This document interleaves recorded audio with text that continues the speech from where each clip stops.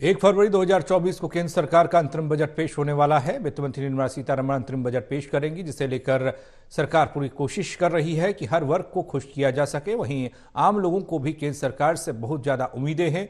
सरकार इस बजट में सभी वर्ग का ख्याल रख सकती है। खासकर उद्योगपति और दुकानदारों को कुछ ज्यादा उम्मीदें इस बजट से हैं।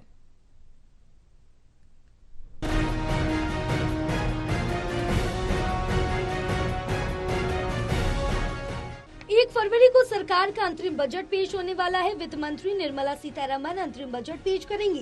केंद्र सरकार अपनी दूसरी पारी का ये आखिरी बजट पेश करने जा रही है, जहां सरकार की ये कोशिश रहेगी कि इस बजट में लोगों की पूरी राहत दी जाए, ताकि आने वाले लोकसभा के चुनावों में उन्हें जीतने में कोई परेशानी ना हो। तो वहीं आम लोग भी इसी उम्मीद पर हैं कि इस बार सरकार उन्हें काफी राहत देगी। साथ ही उद्योगपति और दुकानदारों को भी पूरी उम्मीद है कि सरकार उन्हें काफी राहत देने वाली है।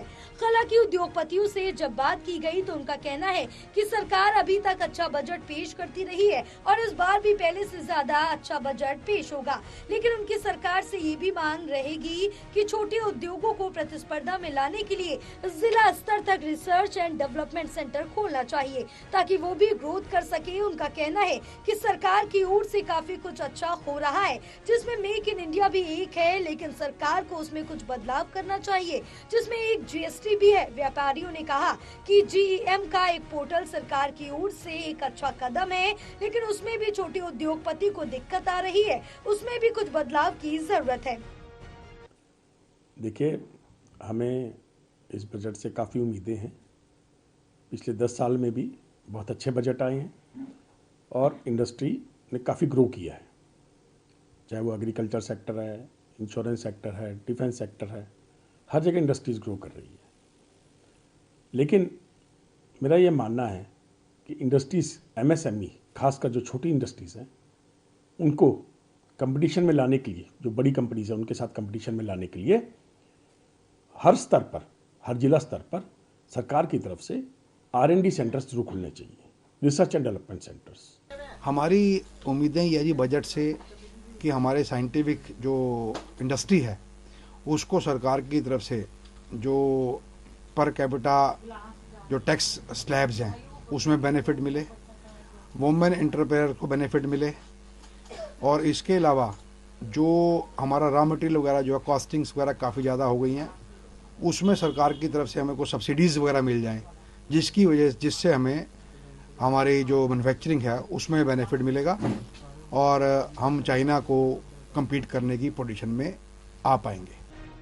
वहीं अम्बाला साइंस सिटी के नाम से भी जाना जाता है। साइंस इंडस्ट्री चलाने वाले उद्योगपति का कहना है कि उनकी सरकार से इस बजट में यही उम्मीद है कि साइंटिफिक इंडस्ट्री को टैक्स में बेनिफिट मिले, रॉ मटेरियल में भी कुछ सब्सिडी मिले, जिससे वे चीन जैसे देश से भी मुकाबला कर सके।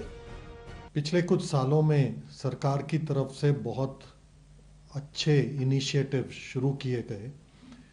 मेक इन इंडिया उनमें से एक बहुत अच्छा इनिशिएटिव है, लेकिन इसमें कुछ कमियां हैं जिन्हें दूर करने से ये और ज़्यादा स्पीड से आगे बढ़ सकता है। उसमें सबसे बड़ी चीज़ जो हमें एज इंडस्ट्रियलिस्ट मालूम देती है वो ये कि रेगुलेशंस और कंप्लायंस की रिक्वायरमेंट्स बहुत ज़्यादा हैं, बहुत कॉम्प्लिकेटेड है।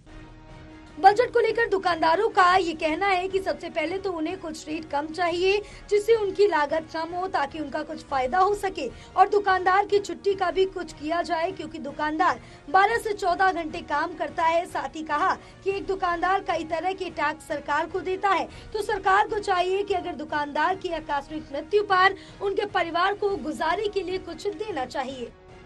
मैं अजय गुप्ता, अम्बाला छावनी से। केंद्र सरकार के बजट से अब की बार मुझे बहुत उम्मीदें हैं। एक दुकानदार आदमी को सबसे पहले तो रेट कम चाहिए होते हैं रिटेलर को, क्योंकि उससे उसकी इन्वेस्टमेंट कम होती है।